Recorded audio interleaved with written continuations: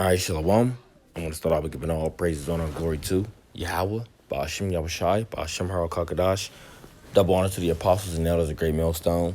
Peace and salutations to you brothers through the four corners of the earth, preaching His word and also laboring in His word in true love and sincerity. And may blessings fall upon the house that on one third. And as I was just quickly searching through Instagram, I came across, a quick article. I mean, not an article, but a video of a robot that Boston Dynamics, recently have put out. Okay, as a training or as a test run, and I thought it was very interesting. So I actually did click on Boston Dynamics website, and also in doing that, I remember a few years back that I also used to look up DARPA, which is another, you know, uh, technological.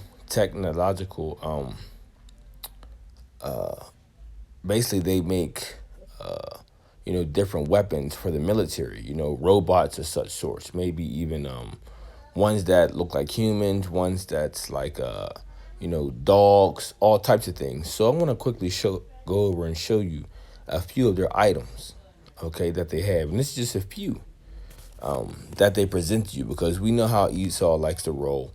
He'll show things, that he have previously made 10, 20 years ago, but then he had the newer stuff that he has.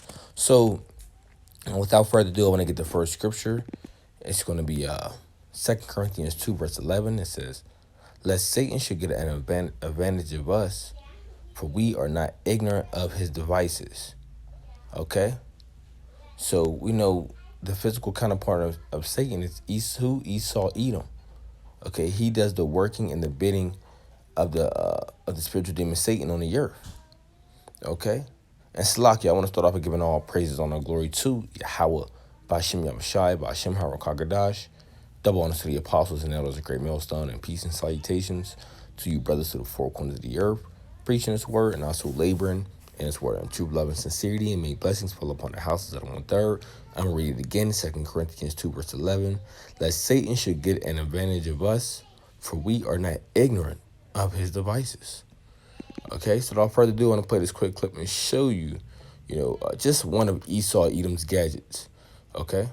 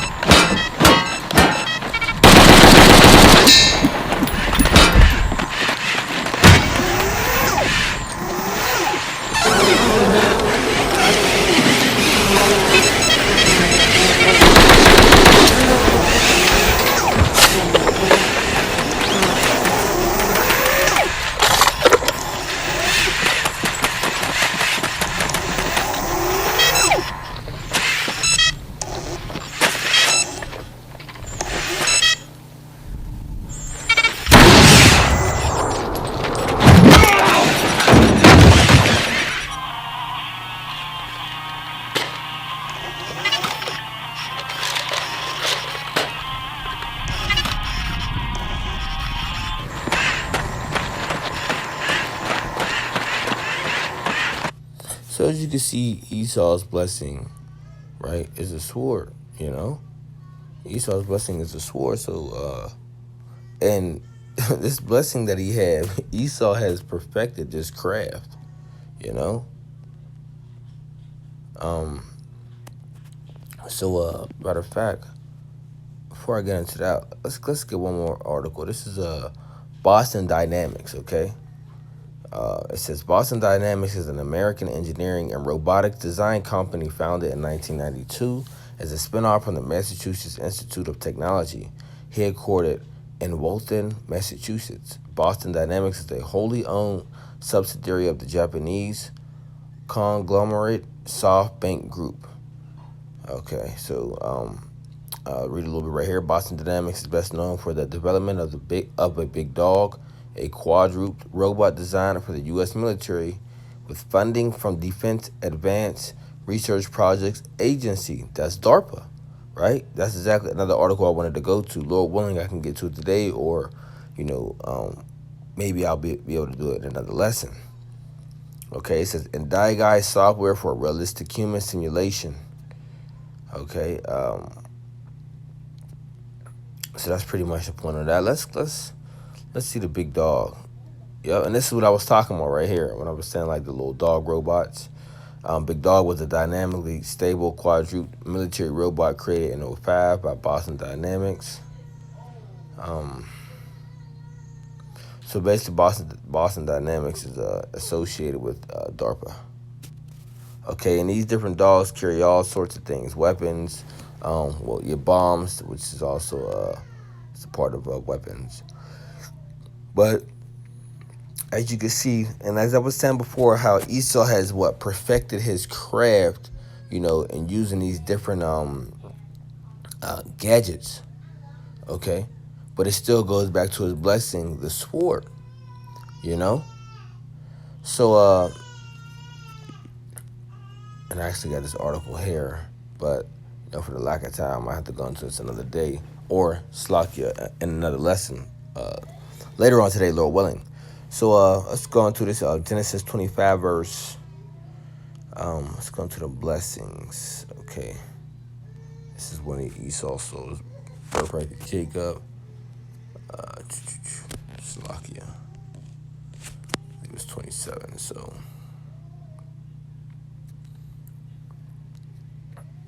I believe this is Jacob's blessing right here. Right. Okay, yep. Now this is Esau coming in. This is after Jacob supplanted Esau for the blessing, and now this is when Esau comes in from hunting to get the blessing from his father. Genesis 27 verse 30 says, "And it came to pass as soon as Isaac had made an end of blessing Jacob was yet scarce gone out from the presence of Isaac, his father, that Esau his brother came in from his hunting, and he also had made savory meat and brought it unto his father, and said unto his father, Let my father arise and eat of my son's venison, that thy soul may bless me. And Isaac his father said unto him, Who art thou? And he said, I am thy son, thy firstborn Esau. And Isaac trembled very exceedingly and said, Who? Where is he that have taken venison and brought it me, and have eaten of all before thou camest, and have blessed him, yea, and he shall be blessed. Oh, slack it. He shall be blessed. Verse 34. And when Esau heard these words of his father, he cried with a great and exceedingly bitter cry, and said unto his father, Bless me, even also, O my father. And he said, Thy brother came with subtlety, and have taken away thy blessing. And he said, Is not he rightly named Jacob, right? Omen. For ye have supplanted me these 2 times. He took away my birthright, and behold, now ye have taken away my blessing. And he said, Hast thou not reserved a blessing for me? And Isaac answered and said unto Esau, Behold, I have made him thy Lord, meaning I have made Jacob over you, Esau. And all his brethren have I given to him for servants, and with corn and with wine have I sustained him. And what shall I now unto thee Do now unto thee, my son. And Esau said unto his father, hast thou but one blessing, my father? Oh, Salakia. Esau be having me working so long, man. Oh. Verse 38 again, it says, and Esau said to his father, hast thou but one blessing, my father? Bless me, even me also, O my father. And Esau lifted up his voice and wept. And Isaac his father answered and said unto him, behold, thy dwelling shall be the fatness of the earth, and the dew of heaven from above. Right? And this is what Esau has in his possession, right? Job 9:24, the earth is given into the hand of the wicked. He covered the faces of the judges thereof. If not, where and who is he? You see? And why everything is in the power of Esau's hands right now. So right now, what? What does Esau have? He has what? The fatness of the earth. Okay? It says time and chance happening to them all. And this is Esau's chance or time to rule. His rulership had been nothing but in great wickedness. Because when you read First Maccabees, the first chapter, it says what?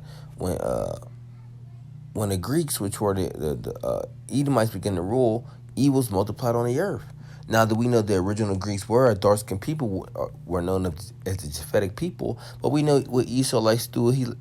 What Esau likes to do is he likes to go to these different lands, and once he conquers the land, he takes, he runs that people out of the land, right? Then he takes the name of those people of that land and calls himself those people. So when people think of the Japhetic people today, like the Greeks or the people of Europe, they don't think of the Japhetic people or people of dark skin.